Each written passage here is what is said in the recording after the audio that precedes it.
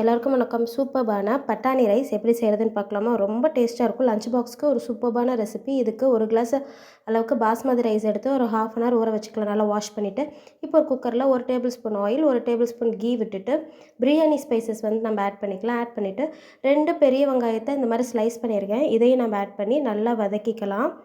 வதக்கிட்டு இந்த மாதிரி கோல்டன் ப்ரௌன் வரப்போ கொத்தமல்லி, புதினா, பச்சை மிளகாய் இது 3ஐயும் வந்து நான் ஒட்டுக்க ஆட் பண்ணிக்கிறேன். இதையும் லேசாக மிக்ஸ் பண்ணிவிட்டு, இதுக்கு தேவையான அளவுக்கு மிளகாத்தூள் நீங்கள் காஷ்மீரி ரெட் சில்லி பவுடரும் ஆட் பண்ணிக்கலாம். நல்லா மிக்ஸ் பண்ணிவிட்டு 1 ஸ்பூன் அளவுக்கு ஜிஞ்சர் கார்லிக் பேஸ்ட்டும் ஆட் பண்ணி நல்லா மிக்ஸ் பண்ணி விட்டுருங்க.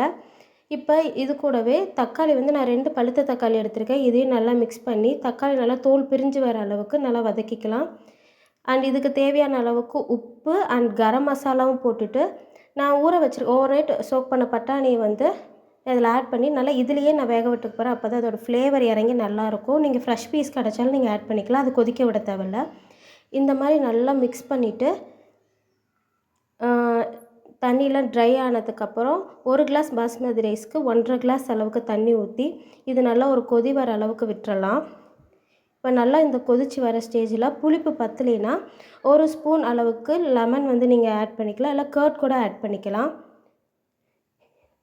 லெமன் ஆட் பண்ணதுக்கப்புறம் நம்ம ஊற வச்சுருந்த பாஸ்மதி ரைஸை தண்ணி நல்லா வடிகட்டிட்டு ஆட் பண்ணி ரைஸ் நல்லா கொதித்து இந்த மாதிரி ரைஸ் மேலே திரண்டு வரப்போ தம் போட்டுற வேண்டியது தான்.